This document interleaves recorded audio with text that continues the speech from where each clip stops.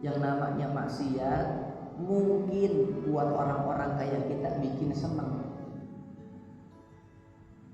tapi ingat, maksiat yang kita lakukan nggak bikin tenang. Jadi yang kita cari dalam hidup ini senang apa tenang? Tenang. Orang yang tenang pasti bahagia, sementara orang yang senang-senang belum tentu hatinya tenang. Maaf, umpama ada seorang hamba Allah Ta'ala, dia maksiat, akhirnya main apa? Main judi, slot. Dia pikir hari ini menang 3 juta bisa berhenti. Kira-kira bisa berhenti apa enggak? Kenapa? Karena kotor.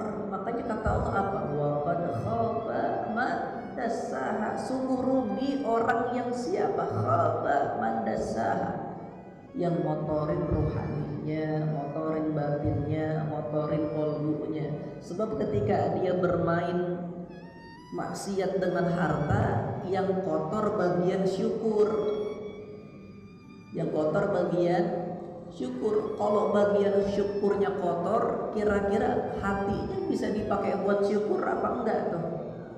Nah, makanya kita nggak pernah menemukan ada orang main judi bersyukur, nggak ada. Ustaz, alhamdulillah, masya Allah, emang kenapa? Saya habis menang judi 6 juta, udah saya berhenti, nggak ada. Hari ini menang, besok penasaran, main lagi sampai harta bendanya habis. Dan sebetulnya yang bikin manusia tersiksa bukan sedikit harta, tapi sedikit syukur. Ujian itu dibilang bertubi-tubi apabila ujian itu bisa membuat mata hati kita buta terhadap nikmat-nikmatnya Allah Subhanahu wa Ta'ala. Kalau orang biasa punya duit 20 juta nih, stabil 20 juta, tiba-tiba ngelihat tabungan 35 juta, panik apa enggak? Panik. Biasanya 20 juta, kok 35?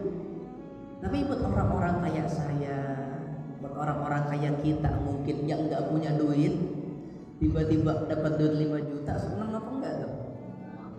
Nominalnya sama, tapi karena keduanya beda pelaku, yang satu dihadapin dengan syukur, yang satu dihadapin dengan ngeluh. Padahal sama-sama 5 juta.